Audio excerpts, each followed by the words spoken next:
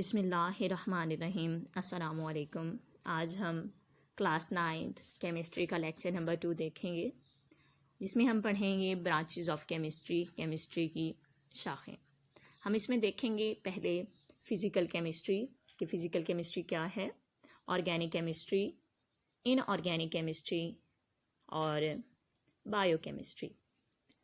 सबसे पहले अगर हम बात करें फ़िज़िकल केमिस्ट्री की, तो फ़िज़िकल केमिस्ट्री के नाम से ही ज़ाहिर हो रहा है कि फ़िज़िकल स्टेट के मुतालिक केमिस्ट्री की वो शाख जिसमें हम किसी भी मादे की कंपोजिशन यानी कि तरकीब और उसकी फ़िज़िकल प्रॉपर्टीज़ तबई खसूसियात के दरमियान ताल्लुक़ को देखते हैं, फिर उनमें होने वाली तब्दीलियों का मुतालिया करते हैं कि फ़िज़िकल स्टेट के लिहाज से फ़िज़िकल प्रॉपर्टीज़ और कंपोजिशन के दरमियान ताल्लुक़। केमिस्ट्री की वो शाख जिसमें हम मादे की तरकीब, उसके तबई ख़ास, फिर उनके माबैन ताल्लुक़ और उनमें होने वाली तब्दीलियों का मुतालिया करते हैं। मिसाल के तौर पे अगर हम बात करें, कोई भी चीज़ सॉलिड है तो हमें पता है कि सॉलिड को हम लिक्विड में कैसे कन्वर्ट कर सकते हैं। उसे हीट करेंगे तो वो माया में तब्दील हो जाएगा।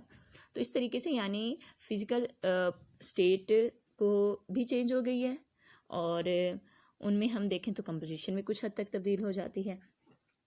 प्रॉपर्टीज़ जो मैटर की होती हैं वो दो किस्म की होती हैं। फ़िज़िकल प्रॉपर्टीज़ पहले अगर हम देखें तो ये वो खसूसियात हैं जो कि फ़िज़िकल स्टेट यानी मादे की तबई हालत के मुतालिक हैं। जैसे आया वो चीज़ ठोस है तो उसकी स्पेसिफ़िक शेप होगी, स्पेसिफ़िक वॉल्यूम होगा, मैस होगा, सॉलिबिलिटी होगी वगैरह। मिसाल के तौर पे कलर हो गया, स्मेल हो गया, टेस्ट हो गया, हार्डनेस, शेप ऑफ क्रिस्टल, हल होने की सलाहियत, सॉलिबिलिटी वगैरह।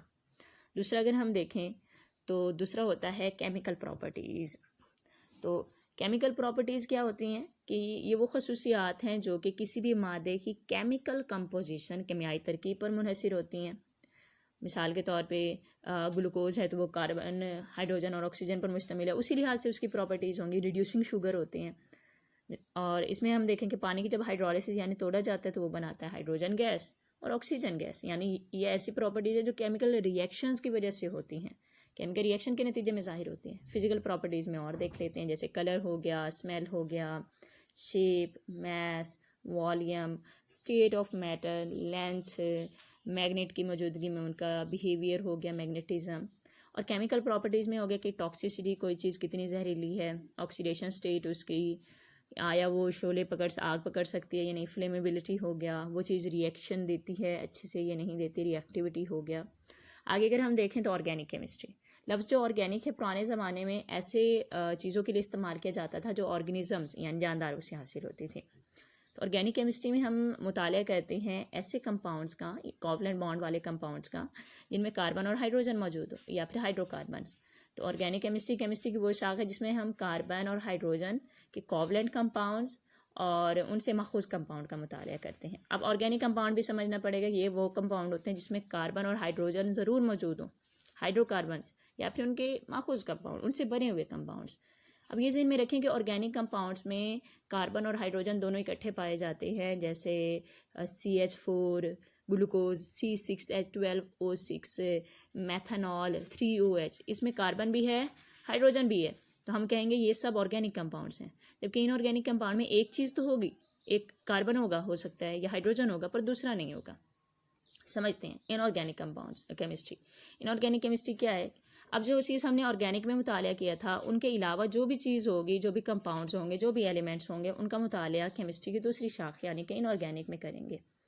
ये ऐसी केमिस्ट्री की शाख है जिसमें हम एलिमेंट्स और कंपाउंड्स का मुतालिया करते हैं, सिवाय उन कंपाउंड्स का जो कार्बन और हाइड्रोजन पर मुश्तमिल है, यानी कि सिवाय ऑर्गेनिक कंपाउंड्स के बाकी तमाम कंपाउंड्स का मुतालिया करेंगे, जैसे glass, cement, ceramic industry, metals. इनका इनऑर्गेनिक कंपाउंड्स कौन से होते हैं? ये ऐसे कंपाउंड्स हैं जो कि एलिमेंट्स पर मुश्तमिल हैं, सिवाय कि इन एलिमेंट्स के कार्बन और हाइड्रोजन के। ये ज़हन में रखें, ये दोनों चीज़ें बैक वक्त मौजूद ना हो। अगर एक चीज़ हो तो भी वो इनऑर्गेनिक, जैसे CO2 इनऑर्गेनिक है, HCl इनऑर्गेनिक है, H2O वाटर इनऑर्गेनिक है। तो उम्मीद करती हूँ आपको ये कॉन्सेप्ट समझ आ गया होगा कि इनऑर्गेनिक कंपाउंड कौन से होते हैं और ऑर्गेनिक कंपाउंड कौन से होते हैं। मज़ीद हम आगे देख लेते हैं कि एक कंपैरिजन देख लेते हैं। ऑर्गेनिक कंपाउंड में हमारे पास लिविंग ऑर्गेनिज्म के अंदर काफ़ी सारे कंपाउंड्स होते हैं जिन्हें बायोमॉलिक्यूल्स कहते हैं, जैसे कार्बोहाइड्रेट्स, प्रोटीन्स, लिपिड्स वगैरह। इसके अलावा पौधे जो बनाते हैं शुगर फोटोसिंथेसिस के ज़रिए, वॉल्यूम की मसनूआत हो गई, अद्वियात हो गई, तो ये सारी ऑर्गेनिक। जबकि इनऑर्गेनिक में हमारे पास table salt, hydrochloric acid, carbon dioxide, रेत, शीशा साजी, ये सारा कुछ हो गया। तो मेरे ख्याल में आपको बात समझ आ गई होगी कि इनऑर्गेनिक जो बाकी हमारे हो गया कंपाउंड, जबकि ऑर्गेनिक में हमारे पास petroleum and so on. Biochemistry की अगर हम बात करें तो केमिस्ट्री वो शाख जिसमें हम जिंदा जादारों के मुतालिक पढ़ते हैं, उनके केमिकल रिएक्शंस का मुताला करते हैं। बायो का लफ्ज़ी मतलब होता है लाइफ, मतलब लिविंग ऑर्गेनिज्म वाली। केमिस्ट्री की वो शाख जिसमें हम लिविंग ऑर्गेनिज्म के अंदर इज्साम में पाए जाने वाली चीज़ें और उन चीज़ों का साख्त, तरकीब और केमिकल रिएक्शंस का मुताला करें, जिसमें हम जानदार अजसाम के अंदर पाए जाने वाले केमियाई मादों की साख्त, तरकीब और उनके केमियाई अमल का मुताला करते हैं, बायोकेमिस्ट्री कहलाता है। इसके अगर हम देखें स्कोप या इतलाक़ कहाँ पर होता है तो मेडिसन में, तिब, फूड साइंस, खुराकी सनत में और एग्रीकल्चर में, ज़राअत में इस्तेमाल होता है। बायोकेमिस्ट्री में हम जिंदा जानदारों में होने वाले तमाम रिएक्शंस का भी मुताला करते हैं, जो भी जैसे मेटाबॉलिज्म हो गया, फोटोसिंथेसिस एंड सो ऑन। अब एक थोड़ा सा रिव्यू लेते हैं कि बायोकेमिस्ट्री में हम क्या करते हैं कि जैसे मैंने ह्यूमन की एग्जांपल ली है कि उसमें होने वाले सारे अमल देख लें, ट्रांसपोर्ट देख लें, मेडिसिन का एक्शन देख लें, हमारे ऊपर ड्रग्स का क्या असर होता है, एक्सक्रीशन हो गया, बाकी मेटाबॉलिज्म, हम एनर्जी कैसे हासिल करते हैं, रेस्पायरेशन वगैरह, खुराक की डाइजेशन, ये सारा आएगा ऑर्गेनिक, ये बायोकेमिस्ट्री में आएगा। और पौधे के अंदर जो सेलुलर रेस्पायरेशन होती है कि ग्लूकोज को तोड़ा जाता है, उससे कार्बन डाइऑक्साइड और वाटर बनता है, और फोटोसिंथेसिस जो कि जिसमें ये होता है कि कार्बन डाइऑक्साइड और वाटर से ग्लूकोज बनाया जाता है। उम्मीद करती हूँ आपको ये सब समझ आ गया होगा अच्छे से। आपको बहुत अच्छे से समझ आया है तो प्लीज़ बताएं हमें, ताकि हम मज़ीद इस सफ़र को जारी रखें, और इस चैनल को सब्सक्राइब करें, हमें सपोर्ट करें।